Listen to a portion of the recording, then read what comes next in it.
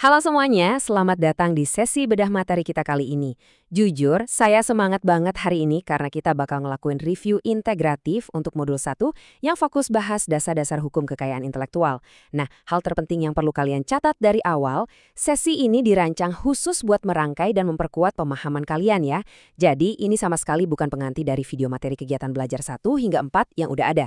Kalau kalian kebetulan belum nonton keempat materinya, saya sangat menyarankan kalian buat nonton itu dulu, baru deh balik lagi ke sini. Anggap aja sesi kita sekarang ini sebagai perekat yang menyatukan semua kepingan puzzle informasi yang udah kalian kumpulin sebelumnya. Buat pemanasan, coba deh kalian bayangin kejadian yang sebenarnya cukup sering kita dengar di dunia nyata. Ada seorang penulis asal Indonesia, dia ngabisin waktu bertahun-tahun nulis sebuah novel yang super keren dan akhirnya diterbitin. Tapi tiba-tiba novel itu dibajak di dalam negeri. Nggak cuma itu, novelnya malah diterjemahin di luar negeri tanpa izin, bahkan sampai diadaptasi jadi film layar lebar, dan itu semua tanpa persetujuan sang penulis. Pertanyaan besarnya nih, gimana sih hukum bisa bertindak sebagai tameng pelindung buat karya ini, mulai dari detik di mana ide itu diciptakan sampai akhirnya didistribusikan ke seluruh dunia? Gimana caranya hukum kita bisa menembus batas-batas negara? Untuk menjawab pertanyaan tadi, ini dia rute perjalanan kita hari ini. Kita mulai dari melihat benang merahnya, lalu meluruskan sejarah dan miskonsepsi, terus saya bakal kasih kalian cheat sheet ujian, kita lanjut uji nyali di tantangan HOTS, dan terakhir kesimpulan. Yuk, langsung aja. Bagian pertama, benang merah. Di sini kita bakal ngehubungin konsep dari KB1 sampai KB4. Kita zoom out sedikit ya, biar gambaran besarnya kelihatan jelas. Konsep utama yang benar-benar jadi mesin penggerak seluruh sistem kekayaan intelektual itu namanya hak eksklusif. Biar gampang, bayangin aja hak eksklusif ini kayak kalian megang kunci rumah kalian sendiri. Hak ini adalah hak mutlak yang dikasih oleh hukum langsung ke penciptanya. Sama persis kayak kalian yang berhak mententuin siapa aja yang boleh masuk ke rumah kalian, seorang pencipta juga berhak memonopoli karyanya, cari untung secara ekonomi dari situ, dan pastinya ngelarang orang lain pakai karya tersebut tanpa izin. Ini adalah fondasi dari semuanya. Terus gimana sih perjalanannya tameng kreatif tadi? Kita lihat timeline-nya ya. Perjalanannya itu dimulai dari kegiatan belajar 1 saat ide itu pertama kali lahir dan hak eksklusif diberikan. Terus kita geser ke kegiatan belajar 2, di mana karya tersebut dilindungi secara nasional oleh hukum Indonesia.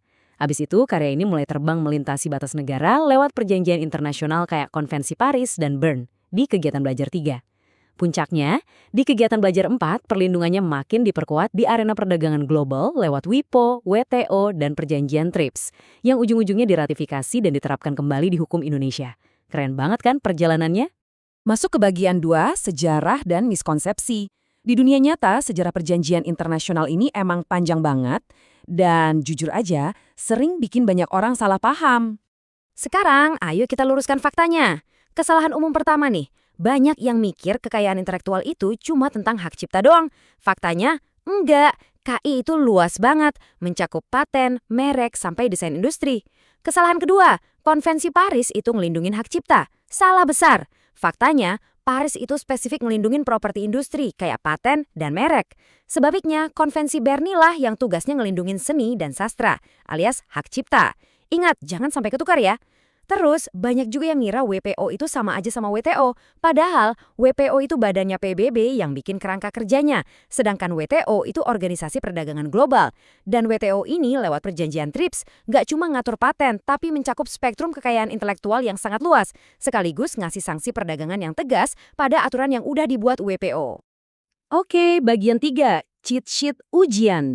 Ini nih senjata rahasia kalian, rangkuman pamungkas yang wajib banget nempel di luar kepala kalian 5 menit sebelum ujian dimulai.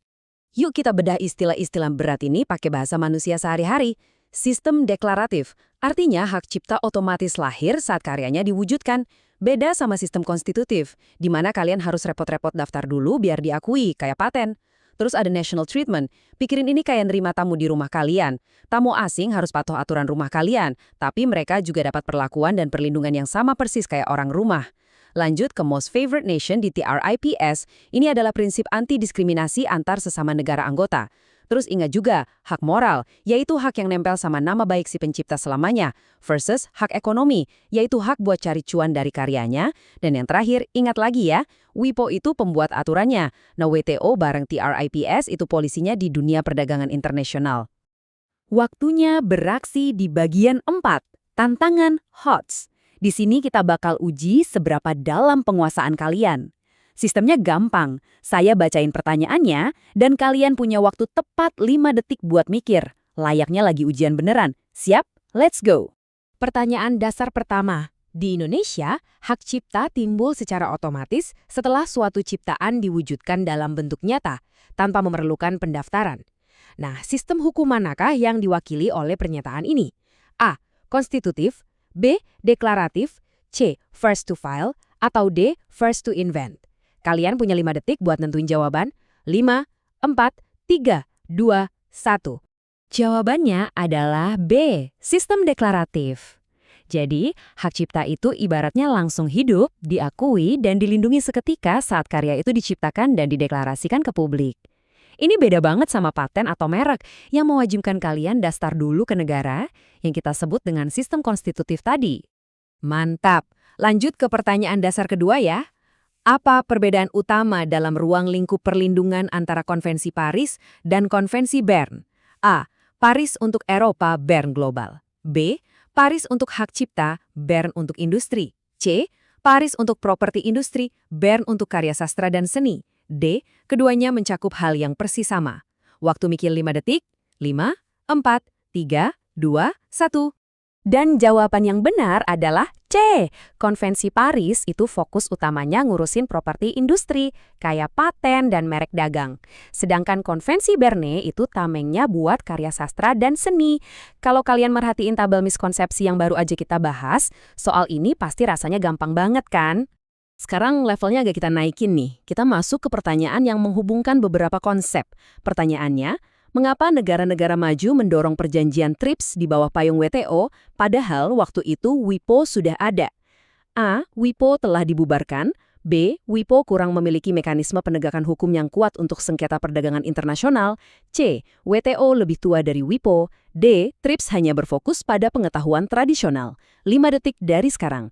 5, 4, 3, 2, 1. Jawabannya adalah B. Gini ceritanya. WIPO itu emang bikin kerangka hukum internasional yang bagus banget. Tapi sayangnya, mereka nggak punya kekuatan memaksa kalau ada sengketa. Nah, WTO masuk dan langsung menghubungin kekayaan intelektual sama sanksi perdagangan internasional. Jadi, aturan itu dikasih gigi yang super tajam buat negakin hukum dan ngehajar pembajakan di seluruh dunia. Lanjut ke pertanyaan penghubung berikutnya. Misalkan, jika ada seorang penulis dari Prancis menerbitkan sebuah buku, Indonesia wajib melindunginya persis layaknya buku yang ditulis oleh orang Indonesia sendiri. Prinsip manakah dari konvensi internasional yang mengilustrasikan hal ini? A. Most favored nation. B. Hak prioritas. C. National treatment. D. Perlindungan otomatis. 5 detik ya. 5, 4, 3, 2, 1. Tepat banget. Jawabannya C. National treatment. Inti dari konsep ini adalah setiap negara anggota itu wajib memberikan perlakuan hukum dan perlindungan yang setara 100% kepada warga negara asing layaknya kepada warga negaranya sendiri. Ini adalah fondasi yang benar-benar fundamental di Konvensi Bern dan juga TRIPS. Oke, tarik napas dulu. Sekarang kita masuk ke studi kasus yang lumayan kompleks. Coba pakai insting hukum kalian ya, dan dengerin baik-baik. Ada seorang dosen yang ngabisin waktu bertahun-tahun meneliti dan nulis sebuah buku ajar. Harga buku aslinya itu Rp600.000. Karena mahal, sebagian mahasiswa akhirnya milih beli buku bajakan yang harganya cuma Rp70.000. Tapi masalahnya, mahasiswa lain bahkan nggak mampu beli yang bajakan sekalipun. Sementara perpustakaan kampusnya cuma punya 1 eksemplar. Nah, dari cerita tadi, manakah analisis yang paling tepat berdasarkan tujuan perlindungan kekayaan intelektual? A. Pembelian buku bajakan sepenuhnya dapat dibenarkan. B. Selama digunakan untuk belajar, pembelian buku bajakan bukan pelanggaran. C. Perlindungan hak cipta bertujuan menghargai pencipta, tetapi negara dan lembaga pendidikan juga perlu menyediakan akses legal yang lebih terjangkau agar perlindungan karya dan akses pendidikan berjalan seimbang. Atau D. Penulis kehilangan hak ekonomi karena harga bukunya mahal. Awas ini soal jebakan ya. 5, 4, 3, 2, 1. Dan jawaban terbaiknya tentu saja adalah C. Kenapa? Karena esensi terdalam dari hukum kekayaan intelektual itu adalah tentang keseimbangan. Pilihan A dan B jelas salah, karena yang namanya pembajakan itu nggak pernah dibenarkan secara hukum, apapun niat atau alasannya. Pilihan D juga salah kaprah karena pencipta nggak bakal pernah kehilangan hak eksklusifnya cuma gara-gara masalah harga jual. Pilihan C ini yang menangkap filosofi sebenarnya. Hukum emang wajib menghargai keringat dan hak ekonomi si pencipta supaya inovasi nggak mandek. Tapi di sisi lain, fungsi sosialnya nggak boleh dikorbanin. Masyarakat, pemerintah, dan kampus harus turun tangan nyediain akses pengetahuan yang legal dan terjangkau. Biar pencipta tetap cuan, tapi mahasiswa juga tetap bisa pinter. Adil kan? Wah, luar biasa. Kita sampai di bagian kelima, kesimpulan. Fondasi telah siap. Yuk kita rekap perjalanan konseptual kita hari ini. Intinya gini, modul 1 ini adalah fondasi mutlak buat kalian. Sama halnya kayak bangun rumah kan? Rumah yang kokoh pasti butuh fondasi yang super kuat. Hari ini kita udah sukses ngebongkar konsep hak individu di level paling dasar dan merangkainya terus sampai ke skala raksasa perdagangan global. Sekali lagi nih, kalau tadi pas ngerjain evaluasi HOT sekalian ngerasa masih ada yang bolong-bolong atau ngebingungin, jangan ragu sedikit pun buat nonton ulang video kegiatan belajar 1-4. Tutup celah pemahaman itu sekarang, karena ini bakal jadi amunisi kalian sebelum kita tempur di modul 2.